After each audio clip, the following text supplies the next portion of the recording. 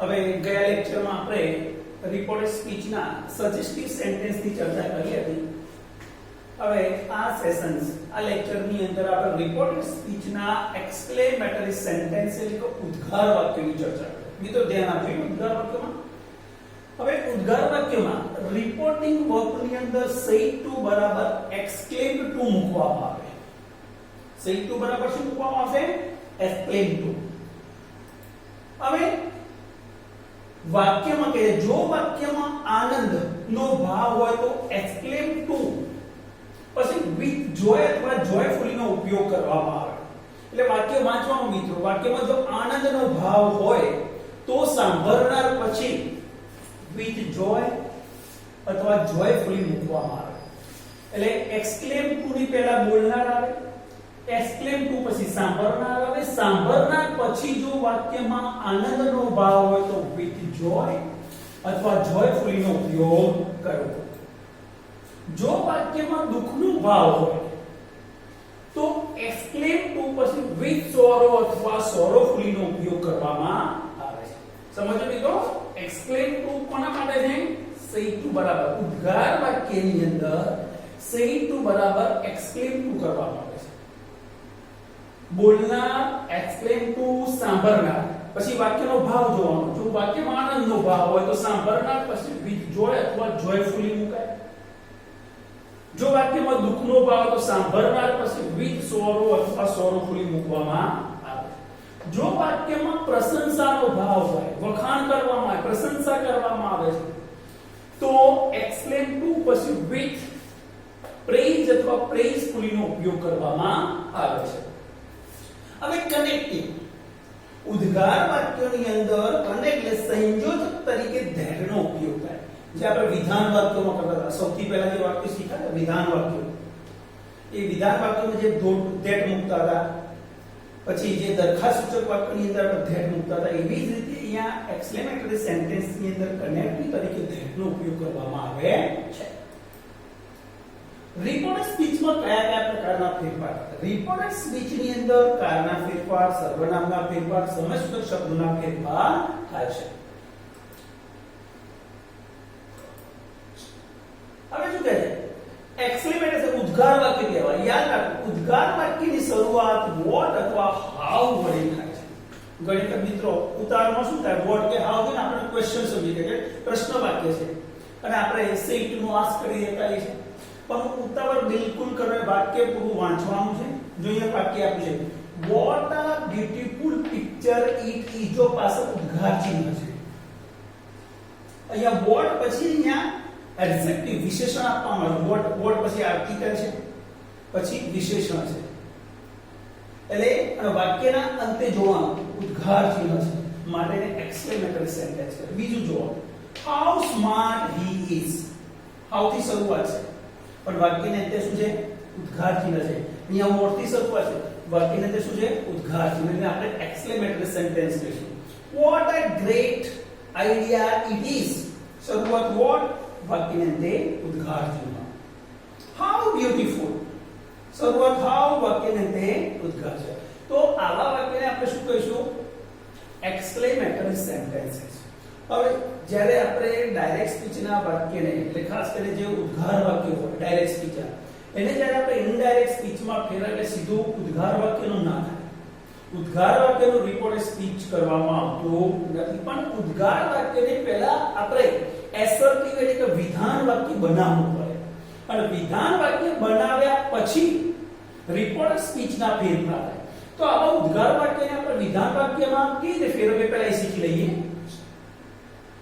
ઉદ્ગાર વાક્યને વિધાન વાક્યમાં ફેરવો. હવે ઉદ્ગાર વાક્યને વિધાન વાક્યમાં ફેરવતી કે નીચેની બાબતો ધ્યાન પર આવે. કઈ બાબતો છે?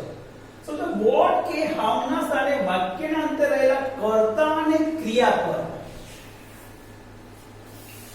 વોટ અથવા હાઉ ની જગ્યાએ વાક્યને અંતે કર્તા અને ક્રિયાપદ છે. he is, she is, it is અથવા she looks. આવા કર્તા અને ક્રિયાપદ હશે. એ કર્તા અને ક્રિયાપદને આપણે વોટ કે હાઉ ના સ્થાને લાવવાના છે. વિશેષણની પહેલા વેરી શબ્દ મૂકવામાં આવે છે. બ્યુટીફુલ હોય, સ્માર્ટ હોય, ઇન્ટેલિજન્ટ હોય, એની પહેલા આપણા વેરી શબ્દ એડ કરવો પડે છે. ઉદ્ગાર ચિહ્ન દૂર કરો અને વાક્યને તે જે ઉદ્ગાર ચિહ્નને દૂર કરવાનું. વાક્ય આપ્યું છે what a huge animal the elephant is. આ ઉદ્ગાર વાક્ય છે. શરૂઆત પડતી જે વાક્યને અંતે શું છે? ઉદ્ગાર છે. હવે એને વિધાન કરવું છે અને એફર્ટિવ સેન્ટેન્સ બનાવવું પડે પહેલા, પછી રિપોર્ટેડ સ્પીચમાં બધા ફેરફાર કરવા પડે.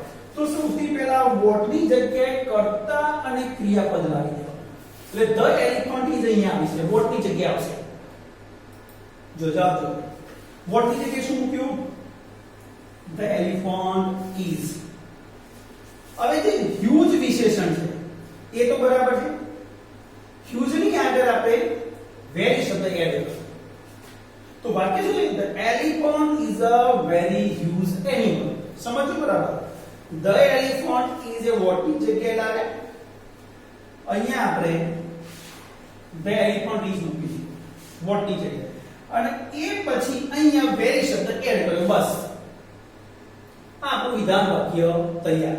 તો ઉદ્ગાર વાક્યને સૌથી પહેલા આપણે વિધાન વાક્યમાં ફેરવવું પડે અને પછી રિપોર્ટેડ સ્પીચના ફેરફાર થાય.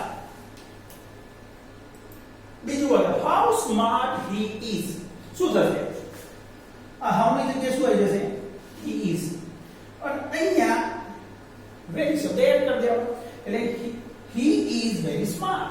જો આન્સર જોઈ લો, he is very smart. આ થયું વિધાન વાક્ય.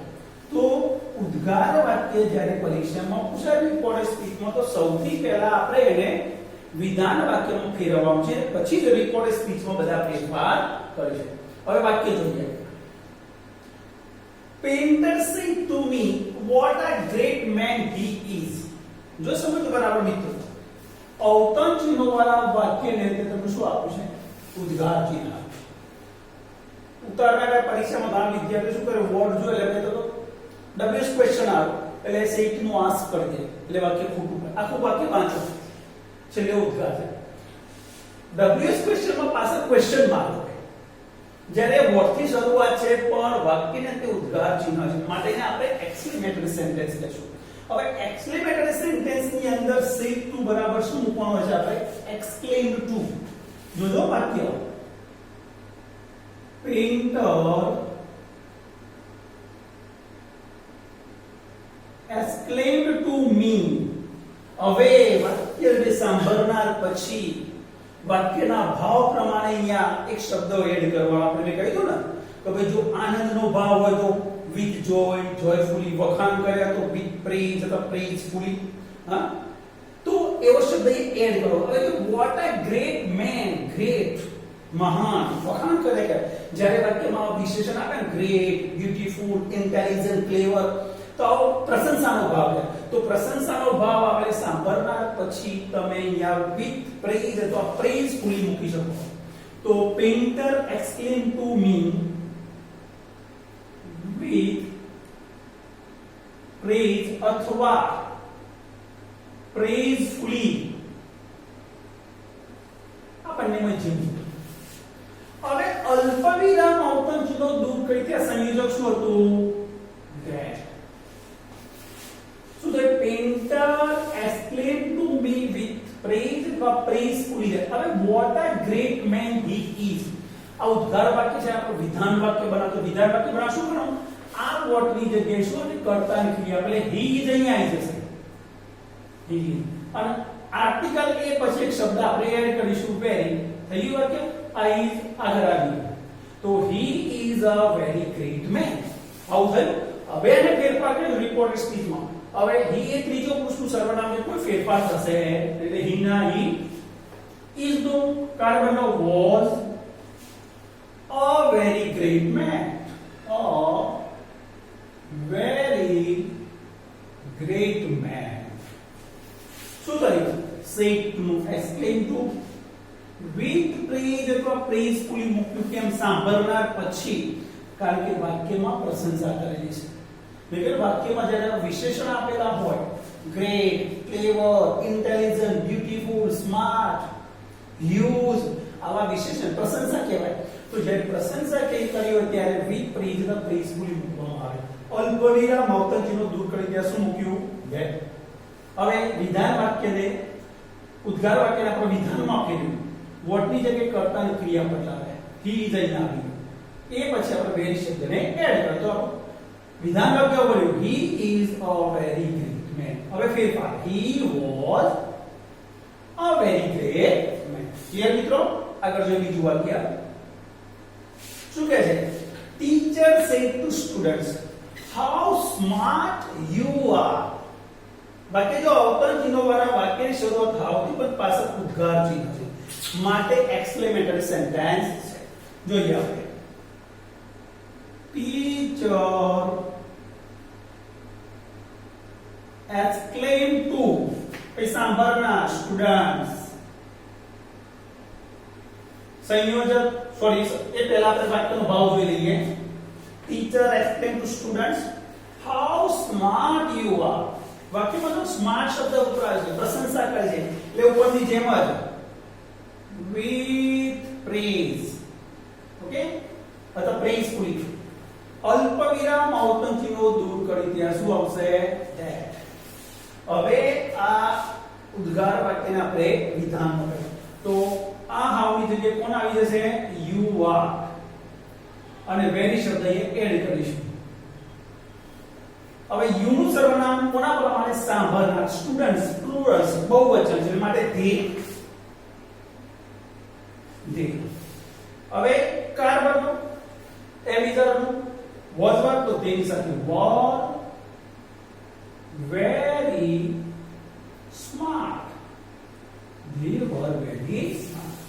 Say to no explain to સાંભળનાર પછી વિપરીત કારણ કે સ્માર્ટ શબ્દ આપે છે. અલ્પ વિરામ અવતરણ ચિહ્નો દૂર કરી દે that. જે અહીંયા ઉદ્ગાર વાક્ય તો how smart you are એનું આપણે વિધાન બનાવ્યું you are very smart. તો you નું સર્વનામ સાંભળનાર પ્રમાણે they are નું were very smart. Next sentence જો મિત્રો. Dipali said to me how clever you are. આપણે કેવું વાક્ય જો how થી શરૂઆત છે પાછળ ઉદ્ગાર ચિહ્ન છે તો exclamatory sentence Dilip exclaimed to me. ભાવ વાક્યનો કેવો છે જો ક્લેવર with praise અથવા praisefully. સંયોજક that અલ્પ વિરામ અવતરણ ચિહ્નો that. હવે આનું વિધાન બનાવે how clever you are તો how ની જગ્યાએ કોણ આવી જશે? you are. અને અહીંયા એક શબ્દ આપણે એડ કરો very શબ્દ. તો you નું સર્વનામ સાંભળનાર પ્રમાણે me. તો you કર્તા વિભક્તિ છે તો me ની કર્તા વિભક્તિ થાય I. હવે કાર બદલો એમ બીજાનું was વર્ગ તો I was very clever. I was very clever. Say to no exclaim to સાંભળનાર પછી વિપરીત સોરી એક મિનિટ praisefully અથવા વિપરીત praisefully that સંયોજક you નું સર્વનામ સાંભળનાર you કર્તા વિભક્તિ તો me ની કર્તા વિભક્તિ I કાર એટલે was very clever. Dhoni said to Virat what a great six. શરૂઆત પડતી પાછળ ઉદ્ગાર ચિહ્ન. Dhoni exclaimed to Virat. વાક્યમાં ભાવ ગ્રેટ તો with praise. મિત્રો ઉતાવળ બિલકુલ નહીં. with praise અને જો praisefully મૂકો તો with નો ઉપયોગ કરવાનો નથી. ચલો સંયોજક that. ચલો આનું સાદું વાક્ય બનાવો what are grade 6. હવે પાછળ એક કર્તાની ક્રિયાપદ આપેલા નથી તો આવી સિચ્યુએશનમાં શું કરવાનું? હવે 6 રન 6 માટે આપણે it is નો ઉપયોગ કરી શકીએ. પાછળ આવું આવે it is પછી ઉદ્ગાર છે પણ it is નો ઉપયોગ કરતા આપણે વિચારી લે કે it is આવે એટલે what ની જગ્યાએ આપણે it is અને એની પછી આપણે વેરી શબ્દ એડ કરીશું તો ઈટ બીજો પૂછવામાં કોઈ ફેરફાર નહીં તો ઈટનો ઈટ is no was a very grade 6 understand મિત્રો જ્યારે ઉદ્ગાર વાક્યનો પાછળ કર્તા અને ક્રિયાપદ આપેલો ન હોય તો વાક્યમાં શેની વાત કરવામાં આવી છે વ્યક્તિની વાત કરી હોય સ્ત્રી જાતિ તો she is આવે વસ્તુની વાત કરી હોય તો it is આવે કોઈ પુરુષ જાતિની વાત કરીએ તો he is આવે બરાબર છે આગળનું વાક્ય જુઓ વિરાટ said to Rahane hurrah we have won the match હવે અહીંયા હુર્રા પછી તમને અહીંયા ઉદ્ગાર ચિહ્ન આપ્યું પાછળનું જે વિધાન છે we have won the match એટલે આપણે અહીંયા ઉદ્ગારનું વિધાન કરવાનું નથી જ્યારે વાક્યની વોટ કે હાઉ વતે શરૂઆત થતી હોય પાછળ ઉદ્ગાર ચિહ્ન હોય તો જ એને આપણે વિધાનમાં ફેરવવાનું અહીંયા ઓલરેડી વિધાન વાક્ય આપેલું છે પણ હુર્રા શબ્દ ઉપરથી આપણને ખબર પડે કે આ ઉદ્ગાર વાક્ય છે જો આવા વાક્યનું કેવી રીતે થશે વિરાટ exclaimed to Rahane હવે with હવે હુર્રા with હુર્રે આવો શબ્દ આપેલો ને જોય કહેવાય તો with joy અથવા joyfully આવો શબ્દ સાંભળનાર પછી મૂકવો પડે તો with joy Virat exclaimed to Rahane with joy અથવા joyfully સંયોજક આવશે that હુર્રા શબ્દ નીકળી જાય કારણ કે એ વિથ જોય માં એ આનંદનો ભાવ સમાઈ ગયો હવે વી નું સર્વનામ હંમેશા જે પ્રમાણે that પછી they have નું had won the match clear મિત્રો say to explain to with joy અથવા joyfully આવું પણ લખી શકાય joyfully આવું પણ લખી શકાય અલ્પ વિરામ અવતરણ ચિહ્ન દૂર કરી દે હુર્રા શબ્દ નીકળ્યો કારણ કે એ વિથ જોય ની અંદર એક આનંદનો ભાવ સમાઈ જાય છે વી નું સર્વનામ હંમેશા તે પ્રમાણે હેવ નું ભૂતકાળ હે પાછળના શબ્દ એમાં છે won the match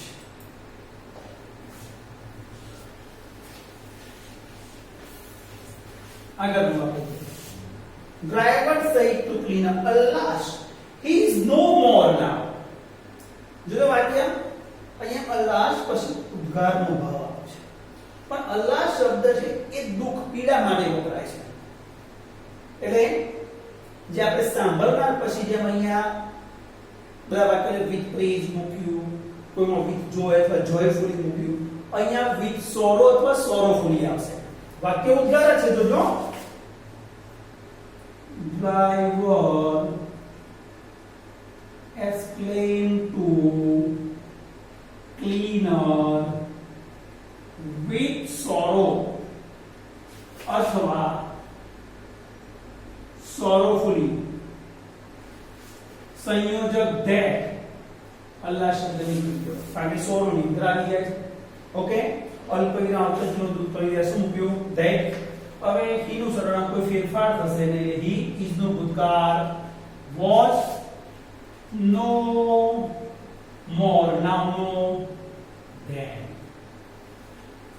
okay say to no explain to સાંભળનાર ક્લીનર પછી વી સોરો પ્લસ સોરોફુલી મૂક્યું કેમ લાસ્ટ શબ્દ દુઃખનો ભાગ એટલે વી સોરો પ્લસ સોરોફુલી અલ્પ વિરામ દૂર કરી that he માં કોઈ ફેરફાર થશે ને is no was no more now no then મિત્રો અહીંયા આપણે આ જે ઉદ્ગાર વાક્ય તમે જોયા એમાં કેટલી બાબતો ધ્યાન રાખવાની છે તો ભાઈ સૌથી પહેલા તો ઉદ્ગાર વાક્ય ઓળખવાનું છે ઓળખ્યા પછી સાંભળનાર પછી વાક્યના ભાવ પ્રમાણે with praise with joy joyfully with sorrow sorrowfully એવા શબ્દોનો ઉપયોગ કરવો પડે ઉદ્ગાર વાક્યને વિધાન વાક્યમાં ફેરવવું પડે એ પણ ધ્યાન રાખવું પડે ઓકે હવે આની આપણે પ્રેક્ટિસ જોઈએ ઉદ્ગાર વાક્યની પ્રેક્ટિસ જોઈએ, થોડે વધારે વાક્ય જોઈએ.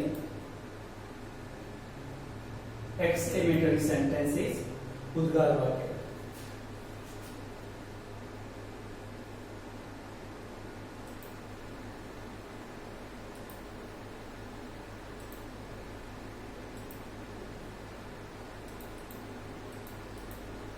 અહીંયા આપણે teacher said to students what a beautiful picture it is. તો શરૂઆત વોટ થી થાય એટલે વાક્યની અંદર ઉદ્ગાર થી નાખવું છે.